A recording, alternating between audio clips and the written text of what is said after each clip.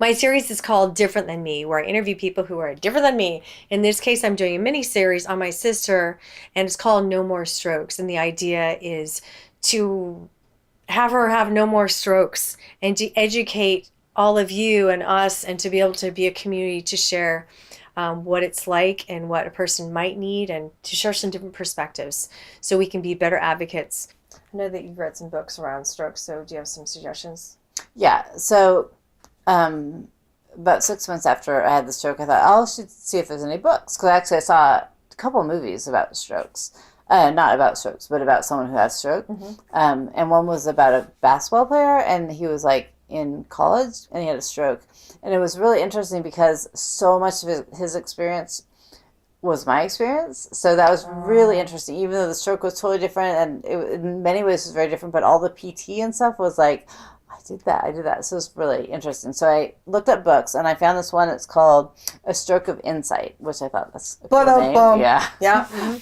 And the lady who had the stroke, I think she was a neurologist or something like that. So bizarre to like have your life work and then have a stroke. And then she didn't think nearly as clearly as I did, but she remembers things. And then it gets kind of weird, like she's kind of floating, like out of body experiences. Mine's very concrete. This is what happened. Yeah. So it was kind of weird. But then the second part of the book, maybe the first, it was about just the physiology and things. So it was very interesting. The second half of the book I didn't read because it was so weird and new agey. And then a book came out in like July after I had the stroke.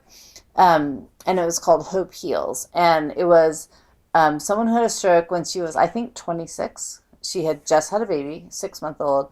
And it was about her journey up in UCLA and having a stroke. And it was, I mean, debilitating.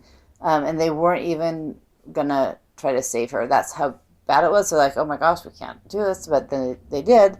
And I think she was in rehab for residential for 2 years, I think. So now I follow her on Instagram because it's amazing, uplifting story. It's Christian. It's about the Christian hope. So it's just this really powerful and uplifting book. Like anyone could read it and just be just amazed and thrilled by what's happening. She's now a public speaker. So my friend just posted on Facebook the other day. She said, oh, I saw the speaker. She was so good. I'm like, oh my gosh, I read her book. Like I got it. I pre-ordered it. So I got it the day it came out. And I read the entire book cover to cover the day it came out. But it was just like, again, you can see similarities in our experiences. Because I think one thing about strokes that's interesting is how different they are. Because your brain is controlling your whole body. So one person's compared to another's is really different. So I can't say, well, this is my experience, therefore do this with your friend. Because, yeah, that's not necessarily the case. But there's some things that are good, like you can advocate. That's a great thing. It doesn't matter what kind of stroke or really what happened. So, yeah, but that book I highly, highly recommend. And I also have a book recommendation too, which I will put in the notes. Now that you've had your stroke, what's different for you besides physicality and a little bit different in the head, whatever? Do you see, is your outlook changed a bit? Do you live differently? I would say overall no, but I think that I share my outlook with people more because they ask questions. So when I had the stroke, people were sorry for me, and they would say that, and I'd say, you know what, I don't have cancer, and I'm just really happy to not have cancer. That's always kind of my thing because I have so many friends over the past 2 years who have gotten cancer, have lived, and gotten cancer, have died. And that's a very hard road. And I say, this is inconvenient. Like, it's just not cancer. Like, it's just not MS. It's not, there's so many things it's not that are so much worse. And I have friends that just suffer absolutely every single day. Or it's not painful. Although I do always say at the doctor, they say, are you in pain? I always say I'm not in pain, but I think that a lot of people would say that they're in pain. So not sure what you're asking me. Am I uncomfortable? I'm fine. But so in contrast, right, like to some really difficult thing. But hello. So there's a lot. All my life, I've always had perspective, I think, right? Mm. Like we used to go to Mexico when we were young and we saw poverty. So I've known that I should always be grateful. And I think that was an important part of who I am. And I've always had this kind of way of, my life isn't that bad. Even when I think it's really bad, it's really good, right? Like that, my life has always been really good. And that's still the case. I mean, the first time that I really was like, wow, what have I lost, and kind of assessed that was when we went to Club Med this year. And it's just a very active vacation. And normally I would be out playing volleyball, I would be in the swimming contest, I would be playing soccer all day.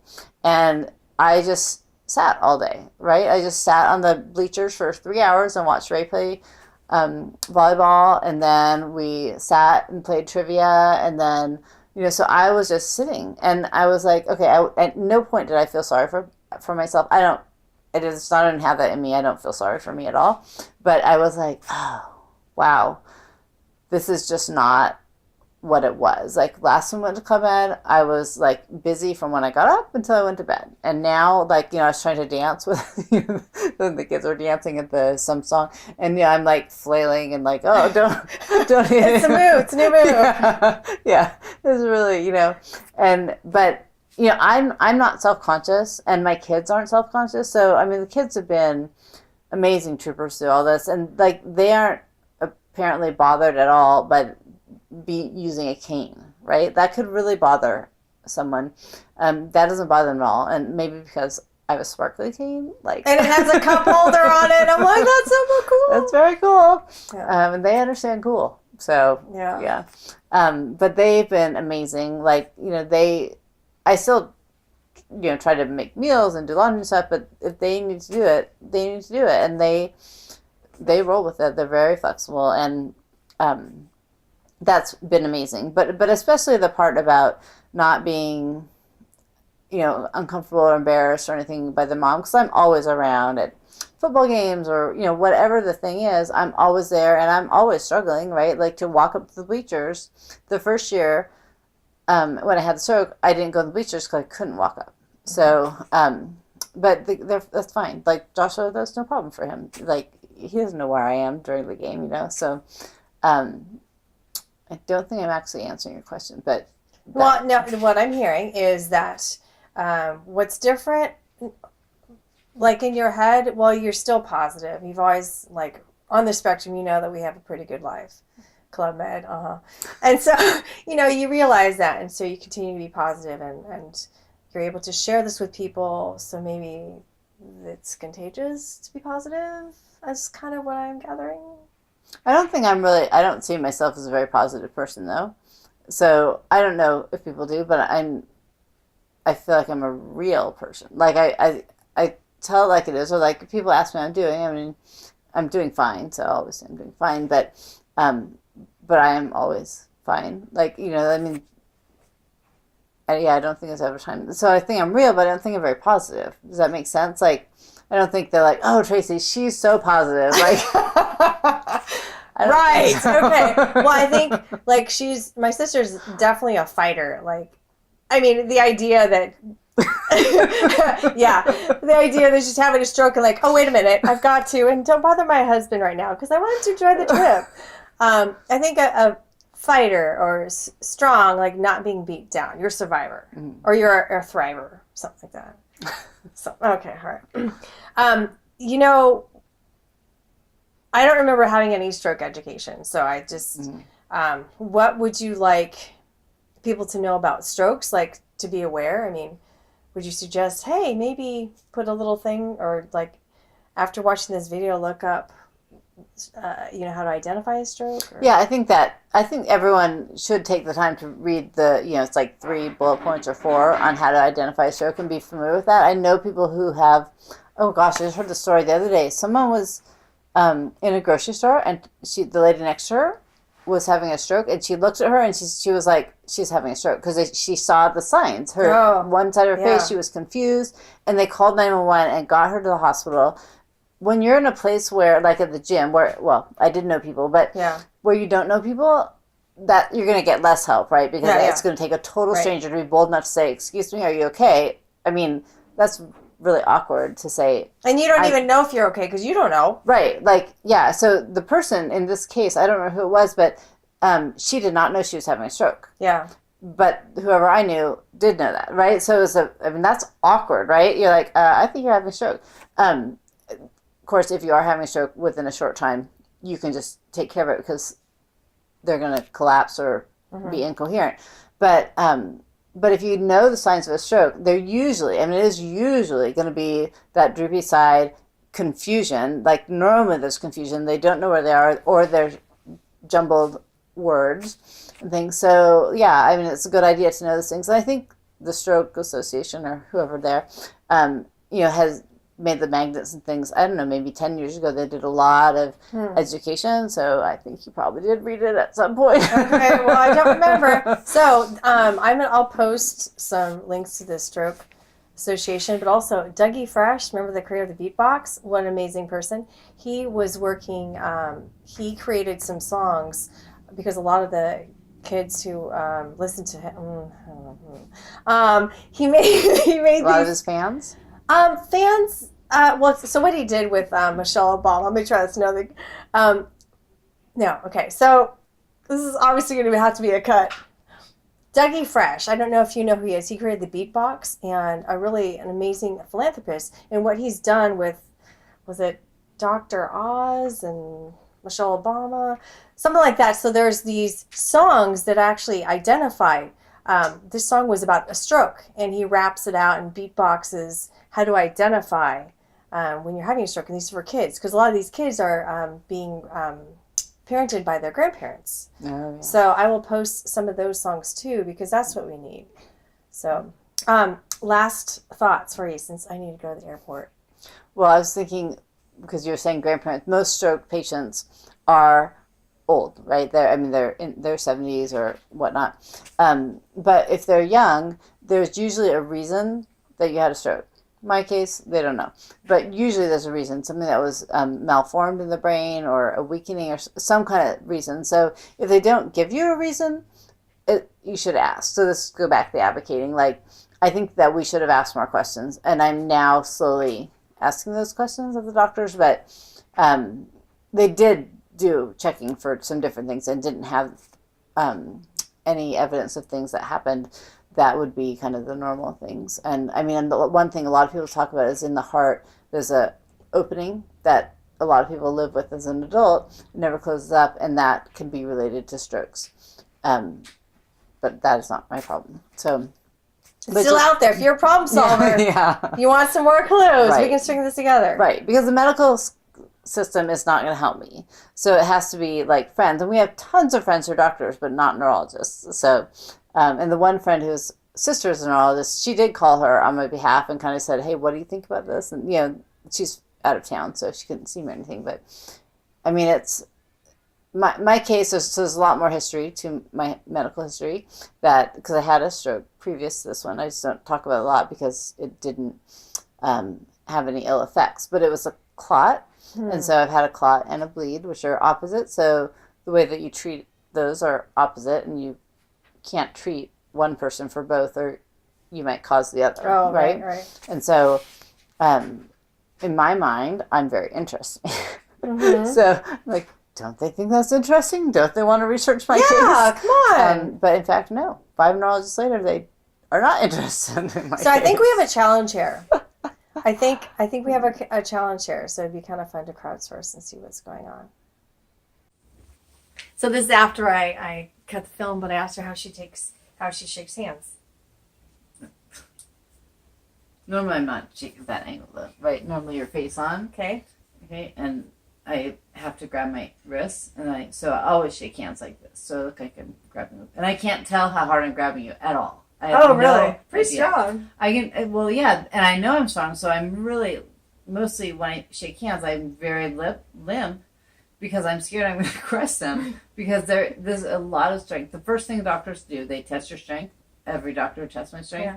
And they're like, oh, you're really strong. I'm like, I know. Like, I was really strong before I had the stroke.